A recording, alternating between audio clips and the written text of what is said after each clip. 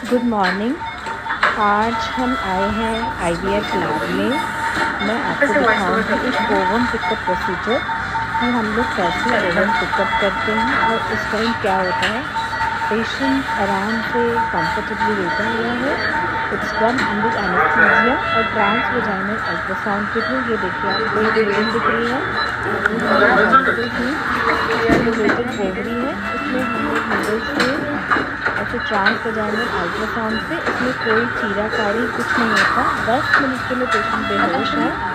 और ये देखिए ये नीडल जा रही है और ये पूरा फ्लूइड हम लोग एस्पिरेट कर रहे हैं। इसके अलग स्पेशल सक्शन पंप्स आते हैं क्योंकि उनमें प्रेशर एक लिमिट में होता है, बहुत ज़्यादा नहीं होता, अदरवाइज़ ख़राब हो जाएगा। ये देखिए नीडल हर अलग अलग फॉलिकल में जाके इसका पूरा फ्लूइड एस्पिरेट करते हैं और उसके साथ ओवम भी आ जाता है। पेशेंट को हमने आराम से बिठा लिया और उसके बाद एनेस्थीसिया देते हैं 10 मिनट तक। पेशेंट को पहले से बता दिया जाता है कि उसको खाली पेट आना है और इसकी जो प्रिपरेशन है वो अराउंड 10-12 दिन पहले से चल रही है।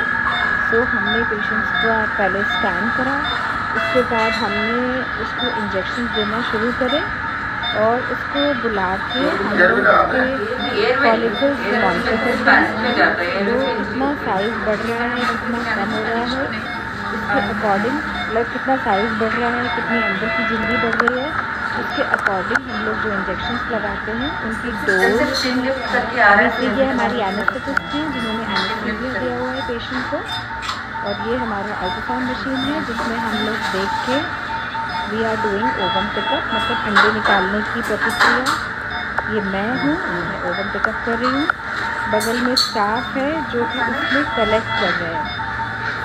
अल्ट्रासाउंड के थ्रू देखते हुए ट्रांसवेजाइनल उससे करते हैं।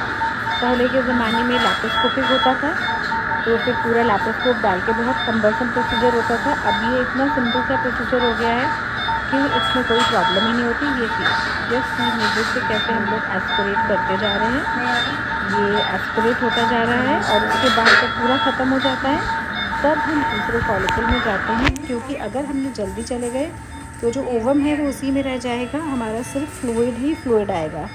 यू कैन सी नीडल बहुत ही वैसी वाली है लेकिन आपको अल्ट्रासाउंड में दिखती है। इसके लिए एक अच्छी अल्ट्रासाउंड मशीन होनी चाहिए। सो ये हमारा ओवम पिकअप चल रहा है। पेशेंट बिल्कुल कंफर्टेबल है, पेशेंट को ज़रा भी पेन नहीं है। जो बाहर के पेशेंट्स होते हैं उनकी जो फॉलिकुलर मॉनिटरिंग है वो हम वहीं कराते रहते हैं सो दैट उनको यहाँ पे बार बार आना ना पड़े, जिससे कि वो सीधे जिस दिन पिकअप होता है उस दिन आ जाते हैं। Okay, you can appreciate. ये देखिए हमने पूरा अभी है उसमें, तो अभी मैं ले रही हूँ। जब पूरा ख़त्म हो जाएगा उसके बाद हम लोग नेक्स्ट फॉलिकल में जाएंगे। ओके, जब पूरा ख़त्म हो गया now we are going in different follicle. ठीक है, ये देखिए पिकअप चल रहा है बिल्कुल कंफर्टेबली, कोई भी प्रॉब्लम नहीं हो रही है।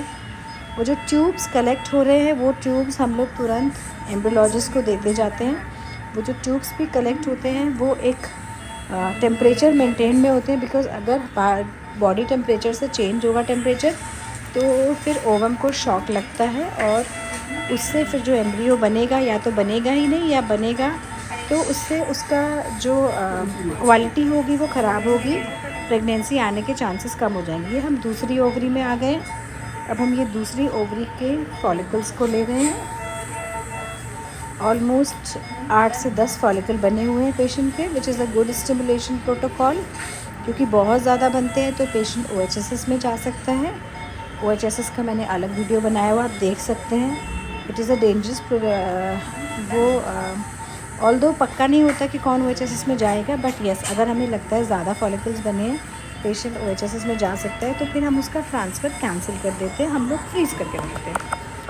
आपको अप्रिशिएट हो रहा है ये जो छोटे छोटे फॉलिकल्स, ये जो आपको छोटे छोटे फॉलिकल्स दिख रहे हैं, इनमें जो ओवम होता है उससे जब हम हस्बैंड का सीमेन मिला के ICSI करते हैं या IVF करते हैं वॉटेवर, तो जो ब्लास्ट बनता है, जो एम्ब्रियो बनता है, उससे ही पूरा का पूरा। So this can be appreciated अच्छे से। ये हमारी दूसरी ओवरी भी ऑलमोस्ट ख़त्म हो गई है।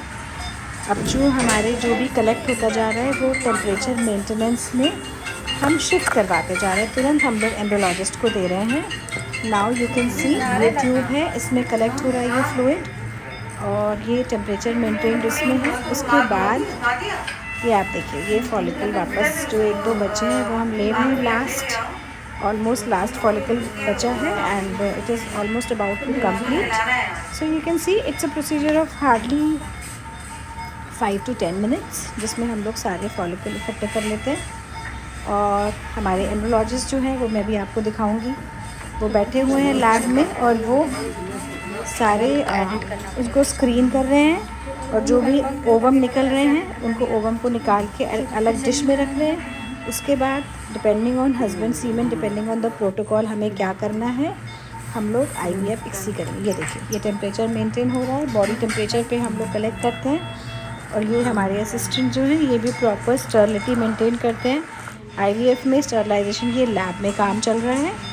लैब में ये एम्ब्रियोलॉजिस्ट बैठे हुए हैं जो कि स्क्रीनिंग कर रहे हैं और उनको अलग करके फिर वो आगे का प्रोसीजर करेंगे, IVF इक्सी जो भी करना है। सो ये लाइफ है जो इतने छोटे से सेल से शुरू होती है। मैं डॉक्टर प्रीति, लक्ष्मण सेठ हॉस्पिटल